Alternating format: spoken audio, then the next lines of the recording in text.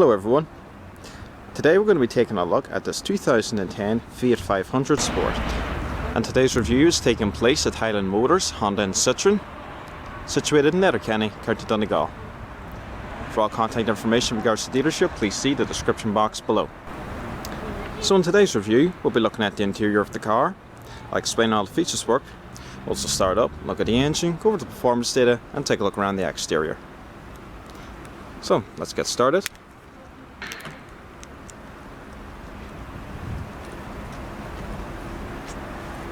Has chrome door handles,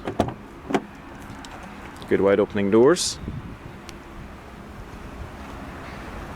It's got a leather armrest, which is also perforated.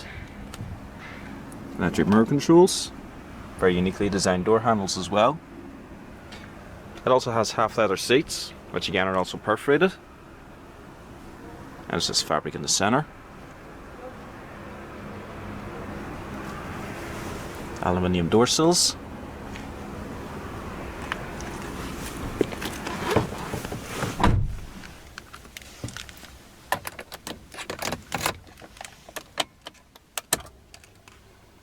This car's 43,521 kilometers on the clock. Just a few warning lights coming on. Fires right up. It has a perforated leather wrapped 3-spoke multifunction steering wheel with electric rack and pinion power assist. It's very nice feedback. Off the left you got your volume controls, and I'll explain what this button does in just a moment. And off the right, the Bluetooth controls. And up here you have your trip computer. You can cycle through the variety of options. So what you see here is the mileage as well as the time and date, and it even tells you what day it is. Off to the right you have the oil temperature, and off to the left the fuel gauge, and as you can see it's very low. Even the warning lights come on. And then you got your tachometer in the center, and above that you got the speedometer. Very nice little layout. This car comes with a 5-speed manual transmission as standard. Very smooth shifting. To engage reverse, pull up, over and right. And also you got your electric window controls located off to each side. And your basic air conditioning controls, 4 different fan speeds. MP3 compatible radio.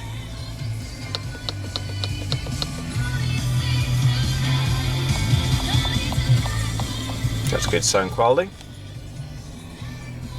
Have your preset stations and standard options, as well as your menu controls. And to turn off the radio, you just hold in the center button. The Fiat 500 comes with a Bluetooth phone system, but this one is a different one. It is operated by Windows. And if I just slide this little piece over here, you can get access to your USB port. And once you have your phone connected to the Bluetooth system, you just press this button here and it acts like a normal voice command. And it just goes through a variety of different options. You can select help and it'll tell you all the options you have. And also down there you got 2 integrated cup holders, as well as a 180 watt power outlet.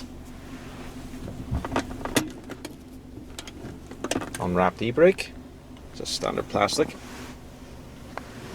One thing I'm not entirely sure about this car is the headrests. It's not the shape of them or anything, it's just they feel very hard, so they do. I was sitting in this car a couple of minutes before I started the review, and they are soft touch, but when you have your headrests against them, to me they feel very solid, which I don't think is particularly good. I think that could get very uncomfortable very quickly. Has very good all around rear visibility. The seats themselves are very comfortable as well. Got your buttons on the dash here for the fog lights, and this button here puts the car in city mode. Basically if you're driving around a city or a large town, makes the car a little bit more economical. It alters the engine and etc. Also I really like the dash. Very nice white glossy paint finish, same colour as the exterior, with the 500 logo badging. Like the Mini Cooper and a variety of other cars such as the Citroen DS3, the Fiat 500 is a highly customizable hatchback. You can have it with many different colours, you can have it with graphics, stripes, you can even have a little chrome strip on the bonnet, a variety of different wheels, and there's even of course the very famous performance model, the Fiat 500 Bath. It is a very popular little car. So let's go ahead and take a look at the back seats.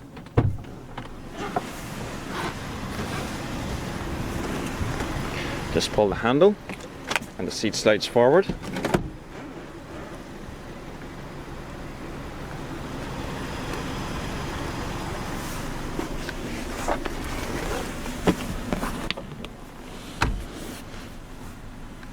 Now if we move over to this seat, we'll get a more accurate idea of what the legroom's like, because that one has been slid forward. This one hasn't been altered at all, it's just in a normal position. As you can see, my legs are definitely touching the back of the seat. Headroom on the other hand, it's not the best either. The head's actually touching this area here where it's slightly lower. So this might not be the most practical car if you're going to be hauling passengers around, sorry. Maybe if you're going a small trip around town or a very short journey, you'd be fine back here. But realistically, it's not a passenger hauler, it is a little city car. And the perforated seats continue on back here.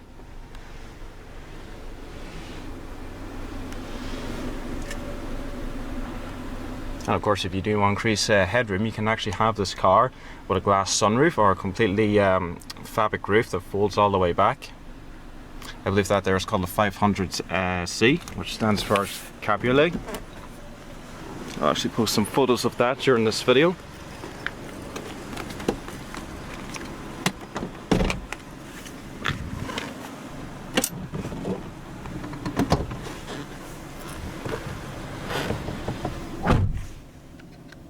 And to access your trip computer, you just press this lower button here and you can cycle through all the options on that screen. So we'll turn on the vehicle's power, as well as the headlights, front and rear fog lights, as well as the hazards. Driver's side window is fully automatic. And we'll take a look around the exterior.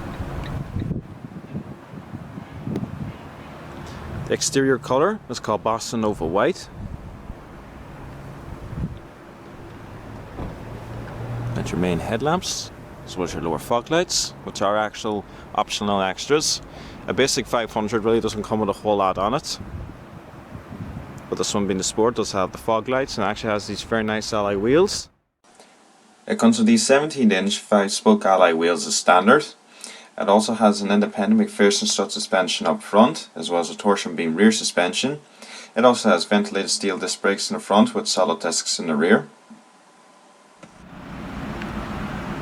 It has lightly tinted rear windows, as well as a small roof spoiler.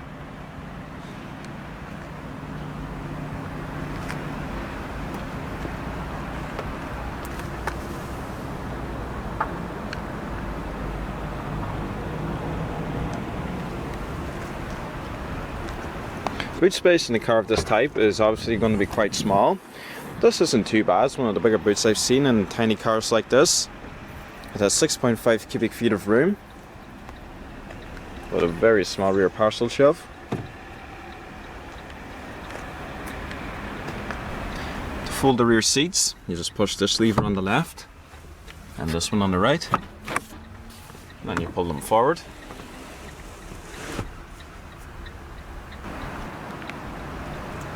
And the rear bench does leave a bit of a lip behind.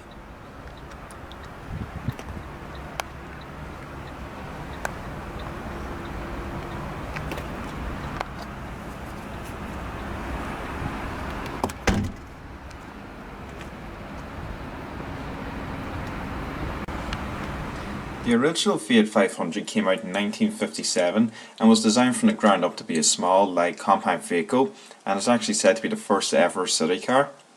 Engine choices included a 479cc, a 499cc and a 549cc, all of which were 2 cylinders, and it came with a 4-speed manual transmission. It also had a rear engine rear wheel drive layout and only weighed about 499 kilograms, and over 3.8 million original 500s were sold worldwide. In 2007 the 500 name returned, and as far as styling goes, Fiat kept it as close to the original as possible. Inevitably though, the 500 did get bigger in size, but even so it is still considered a very small compact city car. The drivetrain however did change. The current 500 is now a front engine front wheel drive car. Variety of engines include a 0.9 litre turbocharged inline 2-cylinder petrol. There's also two what Fiat calls Fire engines, a 1.2 and a 1.4. Fire stands for a fully integrated robotized engine. There's also a turbocharged 1.4 petrol which we find on the Abarth. Then there's a standard 1.4 multi-air, and as well there's a 1.3 multi-jet diesel. You can also choose to have this car with a 5 or 6 speed manual gearbox, as well as a 5-speed semi-automatic and a 6-speed automatic. The new 500 is only available as a 3-door hatchback with a choice of a convertible top. And in 2008, the high-spec performance 500 Bath, which I just briefly mentioned, came out, and it featured 133 brake horsepower from its turbocharged 1.4. And the Bath is easily identified by its colour-coded door mirrors, for example, the roof-mounted spoiler, the body kit and alloy wheels, as well as the Scorpion badges. The overall length for the 500 is 139.6 inches. It has a width of 64.1 inches with a total height of 58.6 inches, and the overall wheelbase is 90.6 inches.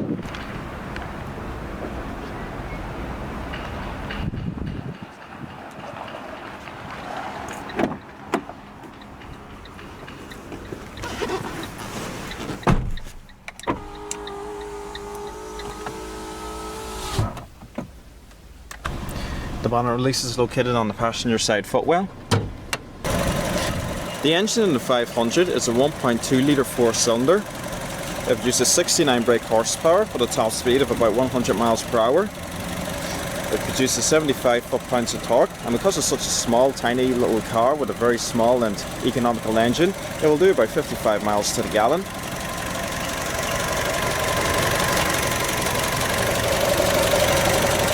And you can actually have this car with a 0.8 litre engine as well, which is even more economical. So let's power on the 500 and see how it sounds.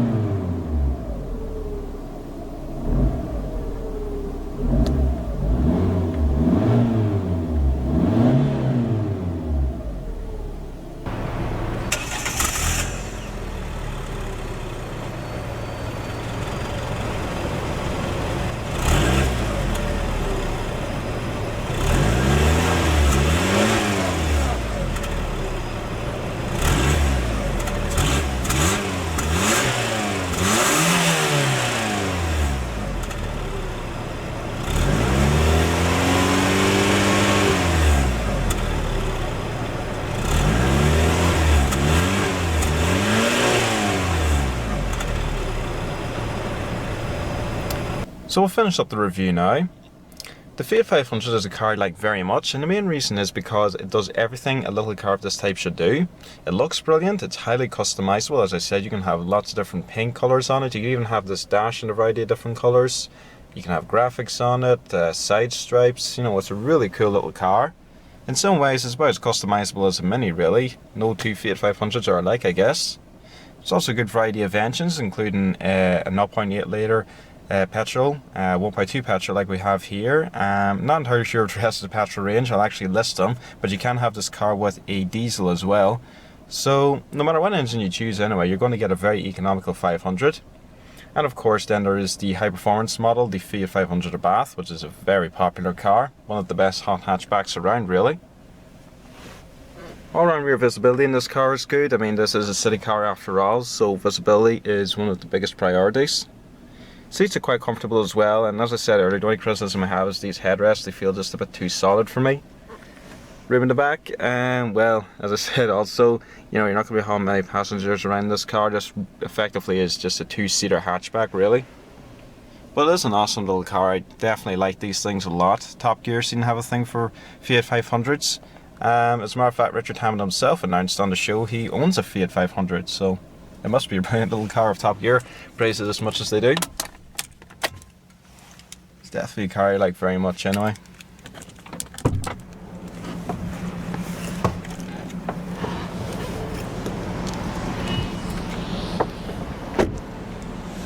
And of course there's a good variety of alloy wheels to choose from as well.